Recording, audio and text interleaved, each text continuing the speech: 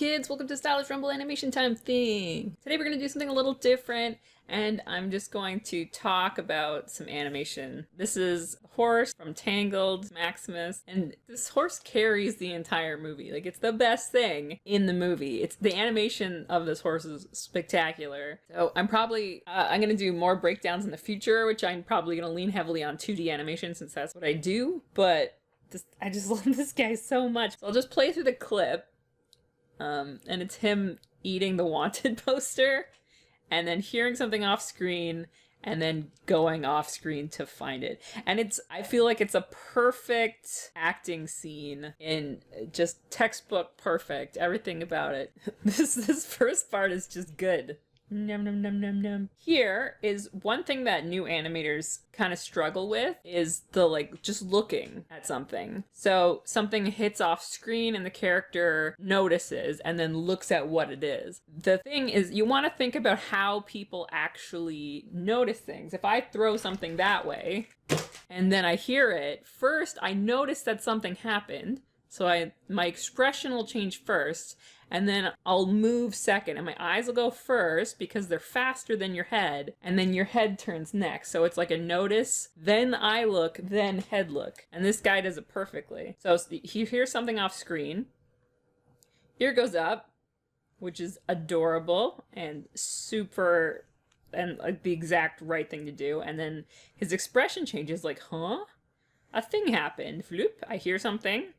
I think about it, something just happened. Then ear goes. So good. It figures out where it's coming from. Eyes go next. And then the head follows the eyes. Bloop. Off screen. Just watch it in real time. So he's eating. He hears something. Bloop. Think. Look. And it happens very quickly. So this is frame 125.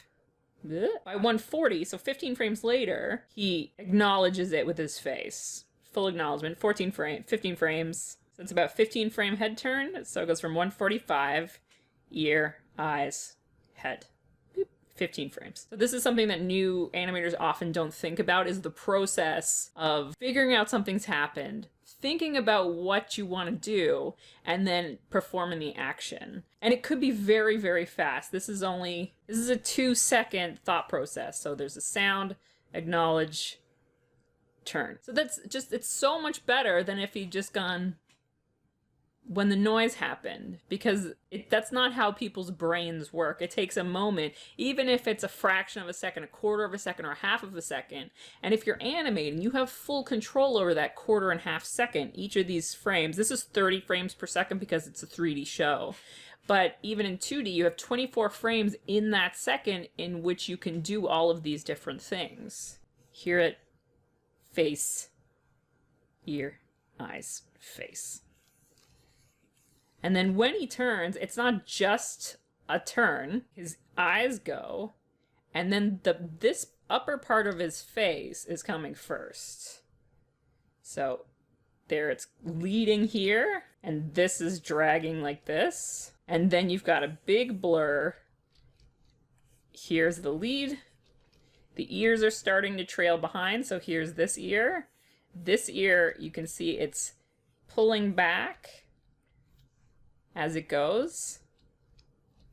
Then again, still this part of the face is leading. This full thing, look how long that face is getting. And also the eyes. So here, eyes are tilting, starting to come around, and then it's following a curve. So here's the eye, up, and then he's looking. So this is a great exercise to do if you really love a certain type of animation, a certain style of animation, record a segment of it or find a downloaded segment of it and then break it down inside some program where you can speed it up or slow it down so that you can actually break the whole thing down. Just explore how it was done, count how many frames things take. That's a lot of questions young animators ask. How many frames does it take to do a head turn?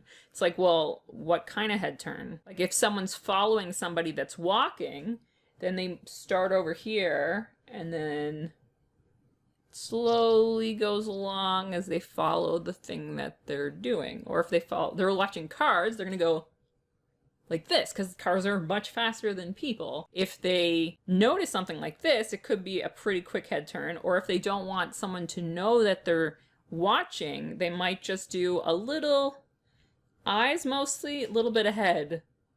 But some good things to think about are don't go straight. The eyes should not rotate around like this so that you're just getting, well, that's supposed to be a horse, so.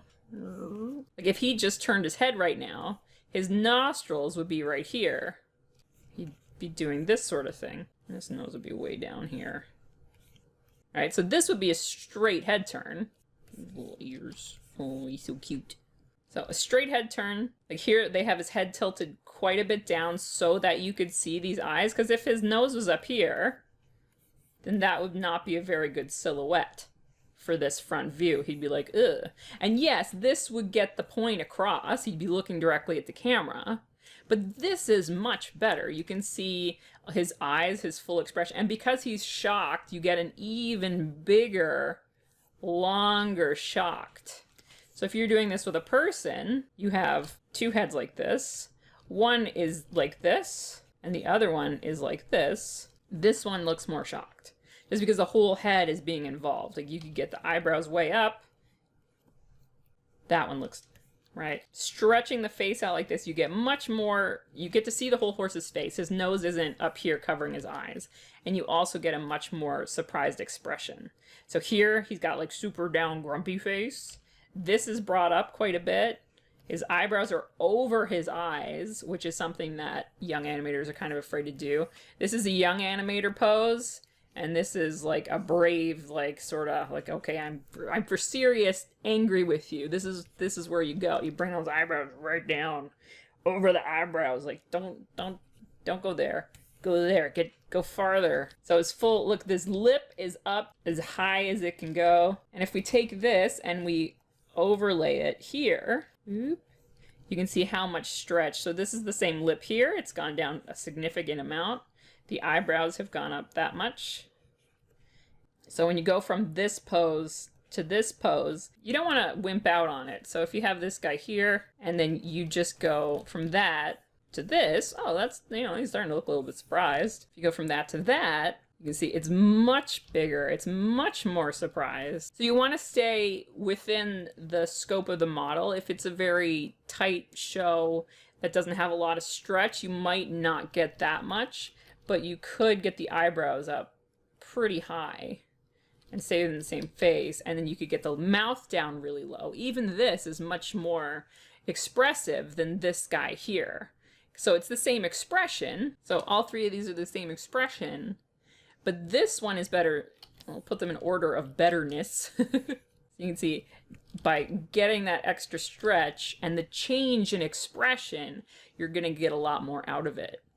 It's good to push your pose as far as you can. And then when you change into another pose or expression, you can even push it down even farther before you go up. This doesn't scrunch down anymore before it goes up. But there's nowhere left for this to go. It's already as squished as it could get. But if you have sort of a neutral expression where he's kind of looking miffed, but he's not super angry, and then he needs to be like, oh, it's not so bad. So the expression change here is not huge. So if you put in a keyframe here, where you could close the eyes even, bring these eyebrows down as far as they go, and scrunch the eyes, bring this up. If you throw that frame in there, then this is going to have a lot more shock value, just because it's changing more and you're getting more out of it for very little effort. Okay, so back to the head turn. I kind of lost my train of thought. So here we have everything really long, as long as possible, so you can get the most out of it. And then when he turns his head, he brings it this way. Like the full head is now looking in the direction. This is where I'm looking. My ears looking that way, nose is looking that way. 100% of the things are all going, looking there. He's for serious looking that way. Okay, so if he was sort of given the side eye here, just kind of like, oh, Yeah, okay. That's all right. This is telling a different story than this guy, whose expressions are just so purified down to exactly what they mean to be.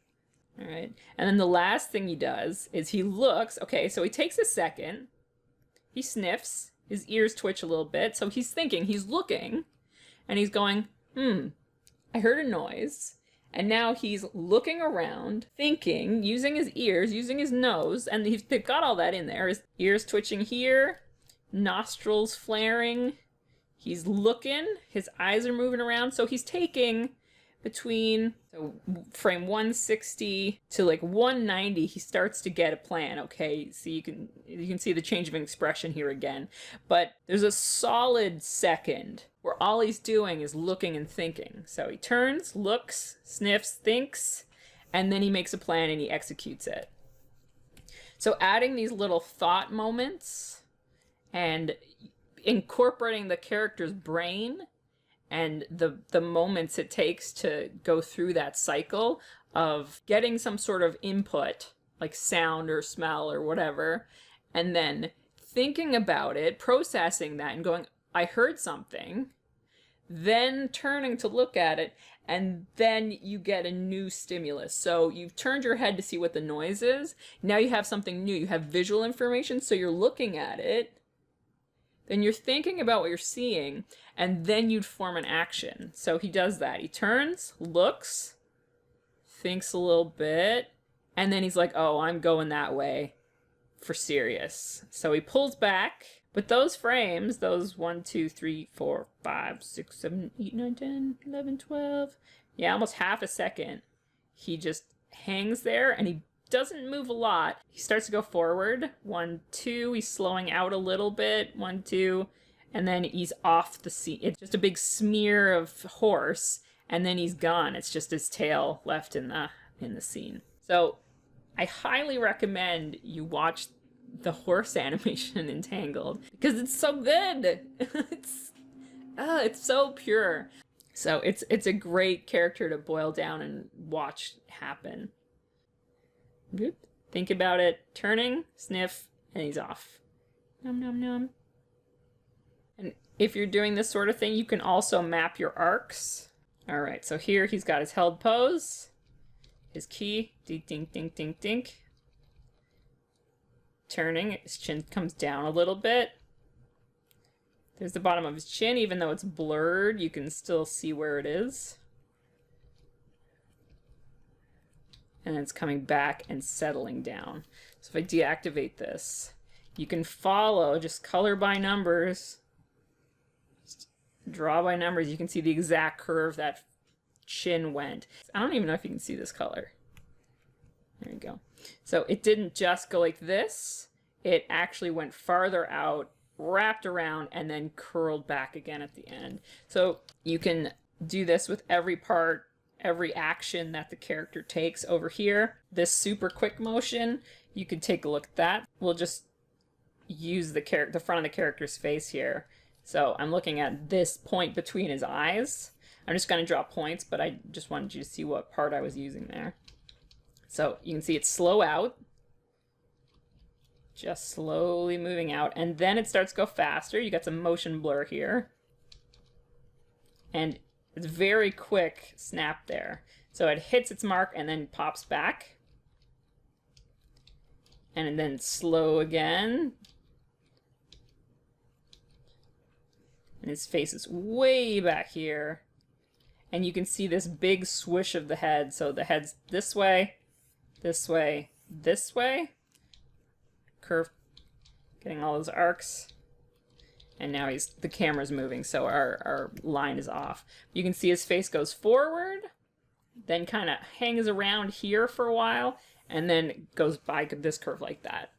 This is a great exercise you can do with any animation you like. Break it down like this. I mean, you can learn by doing so much, and if you get to work in a studio, your peers are going to help you. But if you want to get better at home on your own, you don't have people to show you, the best way to do it is take the stuff you want to do, whatever style that you want to animate, and just slow it down like this. Break it down into frames. Count how many frames they use to go from one pose to the next and get to know the timing better, because there's no right answer to how many frames does something take. You have to break it down yourself and think about what the character's doing, what the character's thinking, and apply some of these little ideas as you go. All right, so that's it for this week. I am really slammed right now, so I might do a few of these animation breakdowns over the next couple weeks because it doesn't take any time for me to set them up. I just need some sort of footage that I can break down. If you have a style or show you want me to talk a little bit about, I could do that. And then once I get over this big work wave, hopefully I can do some character animation stuff with the actual rig that I've been working on. But any questions or comments, please leave them down below. Thanks for dropping by. Like, share, subscribe, all those things internet people ask you to do, and I will see you in the next episode.